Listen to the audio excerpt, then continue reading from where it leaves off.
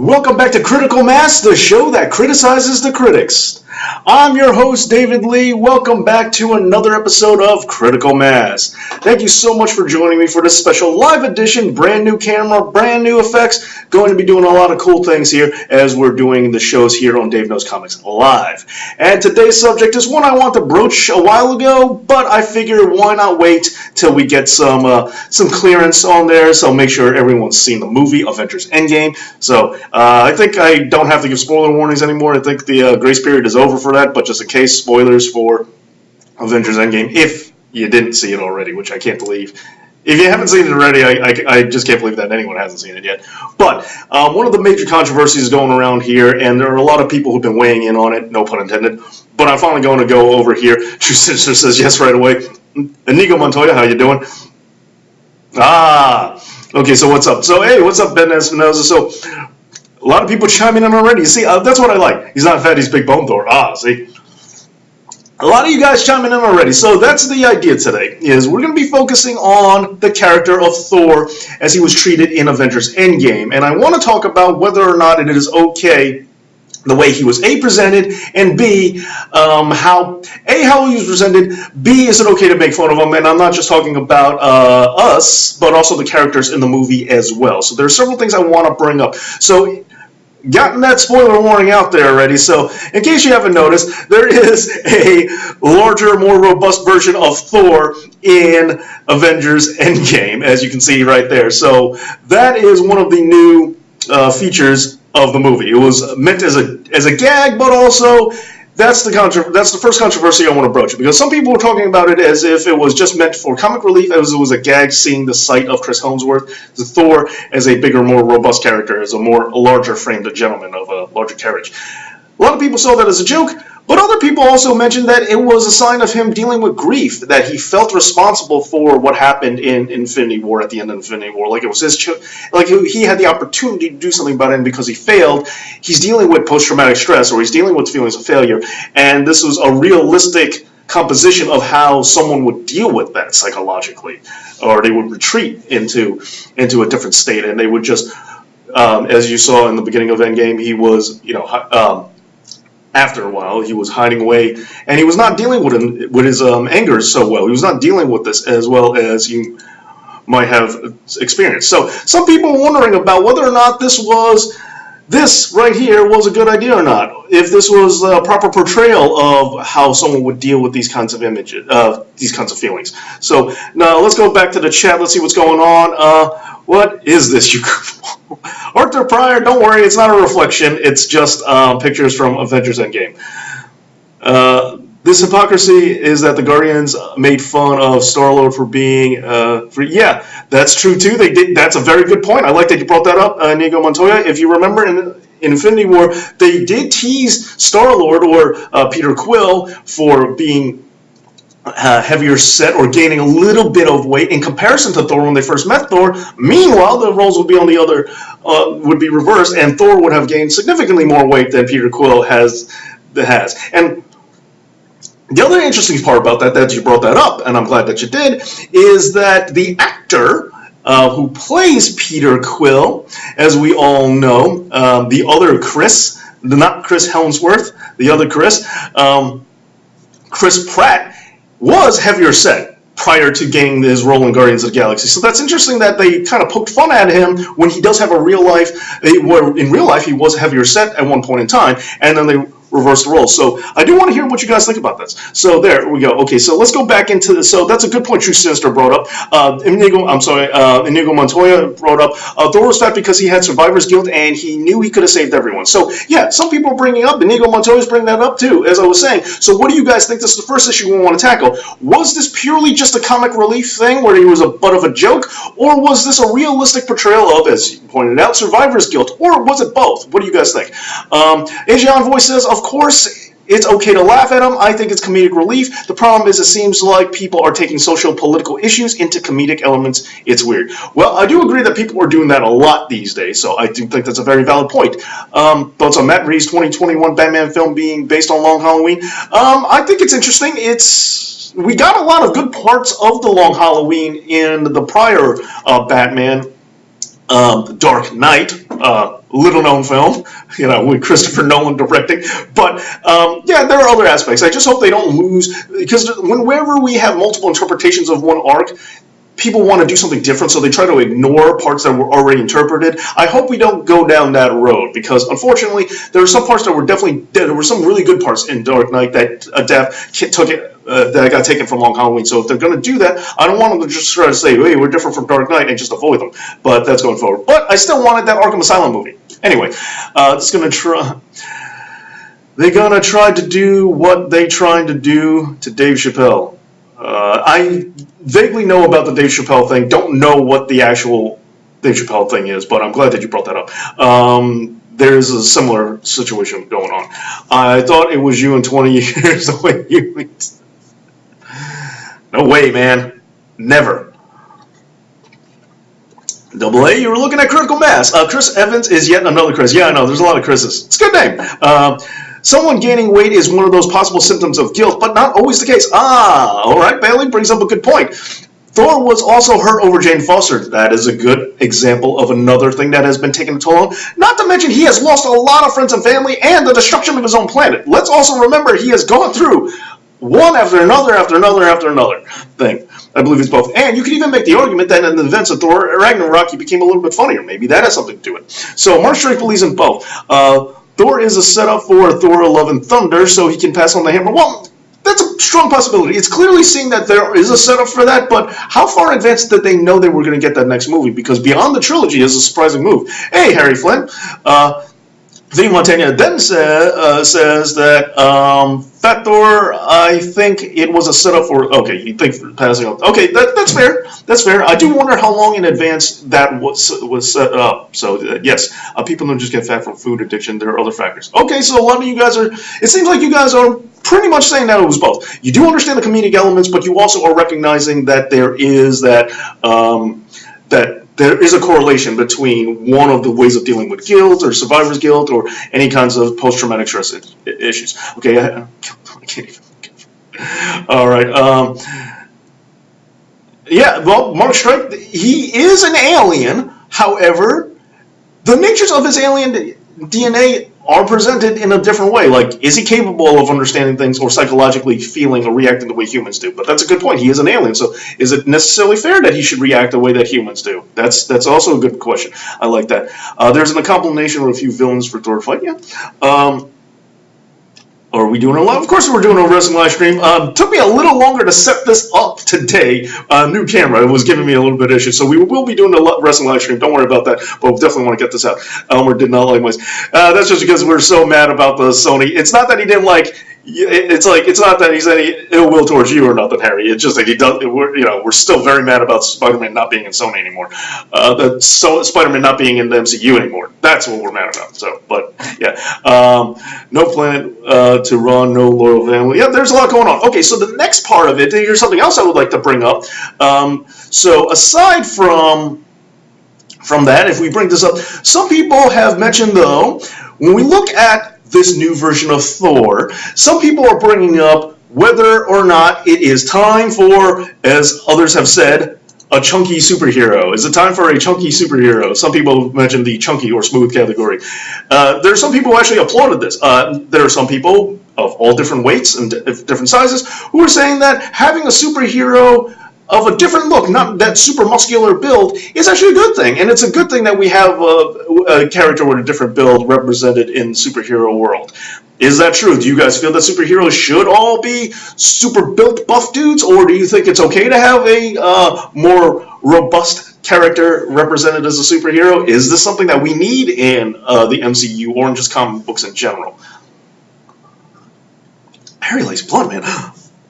Who would you cast as Darkseid? Oh, that's what happened in another episode. Spider-Man is still okay, but he's still fairly muscular. He is muscular. He's skinny, but he's muscular. But you get my point. This is a rarity that we have a superhero of this particular stature, this particular build, should I say, not stature, build. Obese. Okay, Double A says they shouldn't be obese. All right. We need a superhero like Daniel Bryan and Kevin Owens. Those are two very different people. But you want a combination. Okay. The way comic books are drawn, everyone, including women, are drawn muscular in how they are drawn. That is true. That is, I definitely see that for sure. The Legion of Superheroes has a chunky belt. That's true, they do. But aside, there are definitely, and I was going to get to that. That was going to be part of my overall verdict at the end that I was going to bring up. But but yes, but let's put a pin in that. There are other more rotund superheroes out there, bigger, larger superheroes out there. Let's forget about that for a second and let's just focus on whether or not the practice is good, whether or not you like that it happens. Let's focus on that for now. I do think women's features shouldn't be so unrealistic. Double A does not appreciate how women's features are drawn. Gotcha. Okay, in previous episode of Critical Mass, where we talked about the very popular episode of Critical Mass, by the way, about whether women are too sexualized or not. But okay, brought that up. Superhero, not superstar, says Inigo Montoya. We need more aliens looking like aliens and not humans. Well, episode of Cheaper Pop Culture on this very channel. I agree with that, made that statement as well. But thank you for bringing that up as well. Nikki Bella should play the next Black Widow. She does not look like any Black Widow that has, as far as I know. I'm not saying that she couldn't play a superhero, but Black Widow would not be my choice for it. Can we have... Well, we've had... Hey, Yokozuna True Sinister. It's happened. Dave, you hear the report that Sony is going to make their own universe with Spider and Venom. Hey, if they tried it before, they said they were going to do it before, I'll believe it when I see it. And you know what? I'd rather not see it, and I'd rather it not happen. If you draw men in comics, traditionally they all look more like Hogan. They started looking like Rick Rude in the 80s and 90s. Well, that's fair. I also think what our image of what a strong man looks like has changed. If you look at like bodybuilders in like the 50s, some of them, like I'm not saying they're not strong, but they're nowhere near what we saw in like the 80s with the super muscles on top of muscles and the veins and everything popping. There's a huge difference between bodybuilders from once upon a time to now. Okay, what shouldn't Nikki Bella do, Harry? Apparently, Harry John Cena is apparently one thing she shouldn't do. Okay, so we brought that up there. Now, the next thing I do want to bring up is this. Wrong side. This guy right. Okay, it's in reverse. It's weird. This guy right here. So this was Thor in the beginning of Avengers Endgame, as we all saw. It's gonna give me a while to get used to that, but as we all saw, this was Thor in Avengers Endgame. Now, this is how he started off. And they talked about how he was dealing with grief, dealing with issues, and how this was a very trying time for him. And then from there, that's when we got the Thor that we all have been talking about today. So when it comes to this, the issue I have with it, or the issue I'm bringing up, the third part of this equation that people are bringing up is it all right to make fun of a character who's clearly struggling? There have been a lot of videos on the internet talking about this, videos bringing up, and it's like, oh, he has issues, and they're making fun of him. Is that right to do? He's clearly going through something. He's struggling. Let's all laugh at him. And people are asking whether or not that's okay. Is that proper? Is that something that we should be representing on film? Is this something we should necessarily be encouraging? So when it comes to this part of the equation, how do you guys feel about that? Is this something that we should be talking about? Is this something that you can do to a character in film? If it's struggling, is it all right to laugh at him, mock him? Is it okay that the character himself is going through these paces? So what do you guys think about that? Have you seen the Avengers UK series? Yeah, I have. Do you prefer Dave or Dave? Guys, I prefer Dave. With women, I prefer David. Is that weird? It's just how I am. I don't know. It's just the way it works. I don't really care that much, but that would be my answer. It's preference slightly, but I don't really care much either way, since there are plenty people who say on the other side who say the other way around. I think everyone struggles, even Double A. Okay, the original Avengers series with Emma Peel. I have seen bits and pieces of the original series. I saw the movie with Sean Connery, which was not good. I saw it once, but I do like a lot of old British TV shows. Like I'm a huge fan of The Saint, but Avengers was something I seen a little bit of, but never really got into it. Never really had means to get there. Yes, T.S. with amazing environments. Oh, okay. I'm sorry about Bally. Delete his comment. Sorry, I didn't see that. But yeah, so what do you guys think? MCU presented as a comedy, so we can't blame the fans for making fun of it. That's an interesting point. They did bring that up. They are presenting it comedically, as you guys have addressed earlier in the stream. You talked about that. So is it okay to do that? Whoa. Have you seen it? So, okay, if we could accept the badass fighters as fat like Sammo Hung, Roy Nelson, and Samoa Joe, I think we can see a larger superhero or fat superhero. MCU presented. Okay, I read that already. Everyone in the film had losses and pain and trauma. That's true. What makes the difference between Thor and no one else? That's an interesting question because, like as I said, I've noticed this from a lot of videos that I've been watching on the subject where people were talking about it, saying, "Oh, ha ha ha, he's struggling. Oh, that's why are they making fun of him about that?" So, what do you guys think? All right, so let's round this up before I finally give my verdict on these three issues. Let's see what everyone's got to say. Do you think Thor would have struggled with his grief if any of the other Avengers visited him in Norway during the 5-year gap? That's an interesting point. Why was he isolated for so long during those 5 years? I don't know, Double A. Whatever you want to say. Their flaws. Mom's friend's son makes drawings for Marvel is making me a Spider-Man drawing. Oh, dude, that is awesome, Harry Flynn. Congrats on that one. That sounds really cool. And it's awesome that your mom has a friend like that. Dave Long, not here right now, is also a big guy for drawing in comic books, so he's also cool with that. Internet meme culture, trolls, and even people here are more insensitive than what's presented in the movie. That's fair, too. I gotta admit, that's true. Endgame had so many plot holes. Oh, absolutely it did. Not denying that. Okay, so all that's out there right now. So we have our three major issues right now. Is it time for do we want bigger, larger superheroes or fat superheroes? Is it okay that he was being made fun of for his trauma? And was Thor's presentation in the movie comedic, or was it a realistic depiction of someone dealing with stress? All right. So once again, just give you guys a couple more before I weigh in on, no pun intended. Just give you guys a couple. Give you guys a couple more minutes just to get your points in. All right. So first, all right. How many? Well, I don't have a running count, AJ on boy, but okay. So here we are. As much Arthur Pryor says, as much as I hate the movie, I think Black Panther is a perfect look for a superhero. The robot at the end that wins the. You didn't like Black Panther? That's craziness. That movie was amazing, excellent. Like that. Okay. So all right. Let's get to the verdict. All right, so first thing I want to address is, yeah, as alluded earlier, you guys have pointed it out. You guys very astute, caught that as well. But yeah, is it time for some people have been saying it's time for a chunky superhero. Look, there are plenty of other larger framed individuals out there. Supervillain, but yes, Dr. Octopus is out there. But let's also remember Volstagg. He's also from Asgard, hangs out with Thor, and has been in 2 MCU movies. Which also brings me to the other point of, what about Wong? Have we forgotten Wong is there too? And while he's not a superhero per se, how about Spider-Man's friend Ned, who's no longer in the MCU? But you get my point.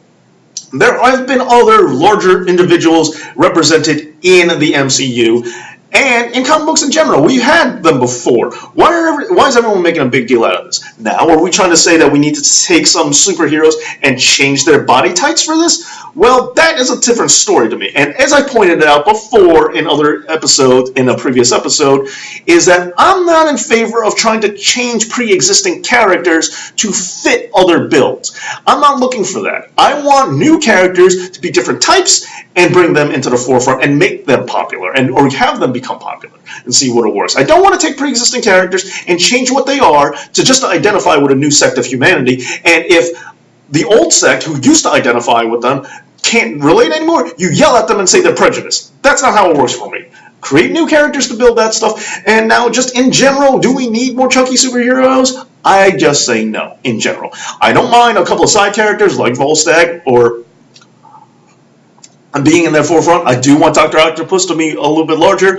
And hey, look, as we all know, as you can clearly see, I'm not perfect in terms of my body build either, but these are superheroes. They're supposed to be a certain way. They're supposed to be muscular. It's never created any body issues for me. I've never had that personally, just staring at, growing up with He-Man and Spider-Man and Superman. I never had any of these issues because I've seen muscular people. It's perfectly fine. They're superheroes. That's what they should be. It's fine.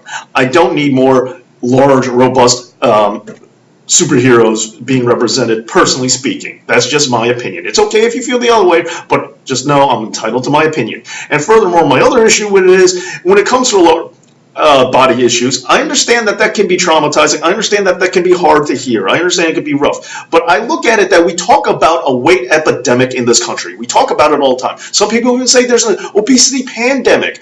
If this is true, if this is an epidemic, and we know that being overweight can be harmful to your health, then why aren't we talking about the symptoms? You can't say the word fat. You can't say the word, you can't use some of these other more, words. And I get that some of them are harmful, but saying that we can identify the symptoms of this so-called epidemic is odd. If we're not going to call it an epidemic, if we're going to pretend this is not some sort of, and the other thing that really, if we're going to pretend that this is not some sort of illness, then that's a different story. But when we're talking about this, which will lead me to the next point, is we've talked about this as if this is an illness. We've talked about today where Thor's weight is a sign of his post-traumatic psychological mental health deteriorating, or him struggling in a certain way. We've also talked about that for a lot of other people in terms of society.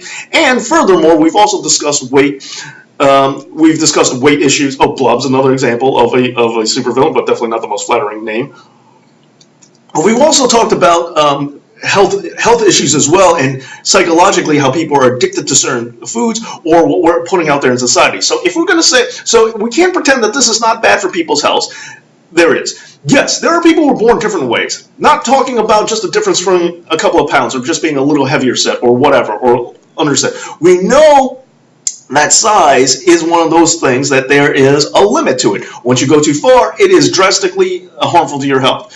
But we don't talk about the symptoms. We try to say you're not allowed to look at the symptoms. Meanwhile, we're stuck during the situation where there are more people overweight individuals in America than there are anywhere else, as last I checked, which is a shame. So as far as I'm concerned, bigger superheroes are not something we need represented, and this is not a slight.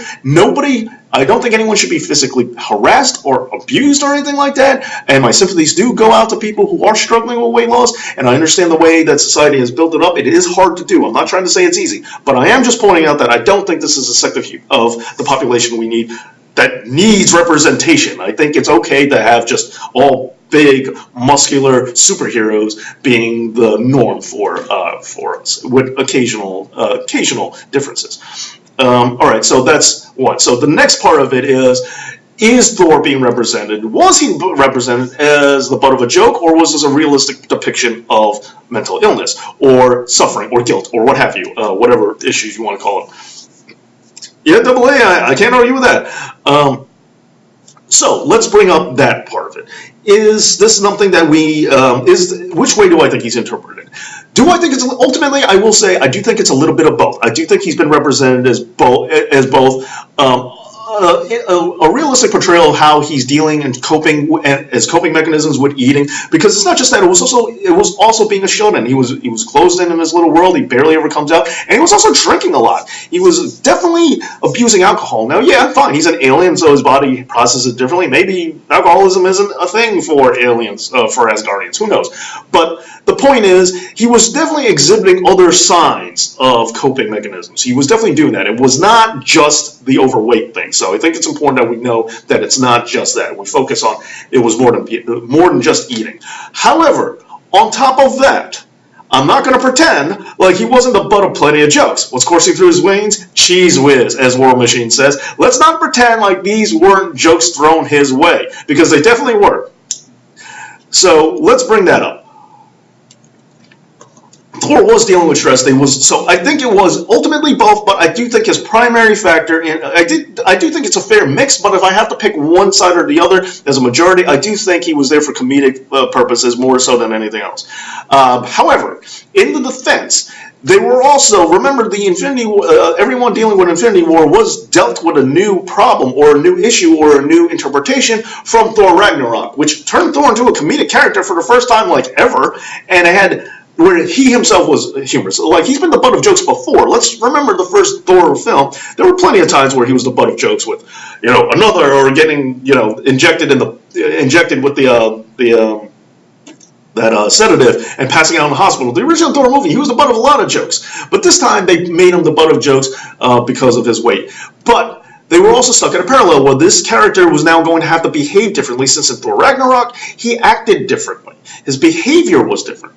So in Infinity War, was he as funny as he was in Thor Ragnarok? No, but they kind of tried to reincorporate that new laugh it off Thor a little bit. And so this was just the next evolution of a way to show that this was all part of something. So I do think there was some science behind it. I do think there was some thinking behind it. But ultimately, I think it was just another way to keep the gag going, because it was funny to see someone, Chris Hemsworth, so big and burly, out of shape. It's just a weird thing to see. You never saw that coming. It was a gag there. Hey Dave, what happening to Thor this time? Oh, nothing new, just old, Avengers Endgame. The poor man getting tested. Is this video in regards of comic book Thor or the MCU Endgame Thor? Ragnarok was not. Yeah, I'm personally not a Thor Ragnarok fan. Thor Dark, whatever it is mostly forgettable. I saw that movie, and I know a lot of people bash it. I had no problems with it. I don't own it. I only saw it once, but I liked it better than the other, than Ragnarok. People think Fat Thor are perfectly synonymous. Yeah, well, yeah, let's remember that he does have a different physiology as he is Asgardian. Okay, so finally, the big one. Is it okay to make fun of someone who is struggling? Is it okay to make fun of someone who is struggling? We're talking about this. Thor is clearly going through issues, and he was being the butt of jokes as mentioned. So is it okay to bring that up? Is it okay to tease him? Well, if you've been a fan of Critical Mask, you might know my answer already, because the answer is he's a fictional character. I have had enough of people coming online and crying about what happens to fictional characters. He's not real. Is it okay to make fun of someone who is struggling in real life? Absolutely not. He's in a movie. Is it okay that the Fat Thor, is it okay that he's being poked fun of because he's in a sad mental state? He's not in a real sad mental state because he's not real. He's not real. He doesn't exist. He's not feeling any particular way. You're not kicking a man when he's down. You're not poking fun at him. You're not hurting his feelings because he doesn't have feelings. He's not a real character. As a fictional character in a movie, I don't care what he's struggling to. I don't care what personal loss he's suffered. I don't care what happens to him. You can make fun of him. It's okay. The characters can make fun of him, and people in the viewing public can make fun of him. That's perfectly okay, because he's not real. He has no feelings. I have a friend, I'm not going to mention who, but I have a friend who is one of those people who really gets invested in fictional characters. For those of you who saw the movie Split, not Glass, Split, he was asking me about, spoiler warning for Split, years ago, but I think we're in the clear. At the end of the movie where they show the girl, I don't remember the character's name, but she lives with that abusive uncle, and they show her with the police officer, and they ask her, I don't remember exactly what happens, but they ask her, is everything okay? And then they just kind of cut the camera away. It's like heavily implied that she talked to the police officers about her abusive uncle, which, as we found out, they actually did in the sequel Glass, but anyway, before Glass came out, I have a friend who asked me, did she talk about their uncle? Did she go, I was like, did she tell the police, what happened? And I said, I think that was implied. And he's like, well, I sure hope so. Sure hope so. It's a movie. What the movie ended, nothing happened. She's not real. She's not in any danger. She's not a real character. And even if she was, it doesn't matter because she ain't real. Nothing happened. After that movie ended, you know what happened? Nothing. Because she's not real. She doesn't have a life to go on. So my biggest issue with this is that there are a lot of people throwing sympathy. There's fake people. And I know people out there who show a lot of sympathy and compassion for fictional characters, but don't show any for people in real life. There are also people, and I'm not accusing all animal lovers of this, but I know animal lovers who care more about animals than human beings. That's an issue to me, all right? That's a huge issue to me. Real people matter more than anything else. More lives for real people, real life people, whoever you are, real lives, real people, most important thing there is. Bottom line, all right? It's still real to me, says Dave Long.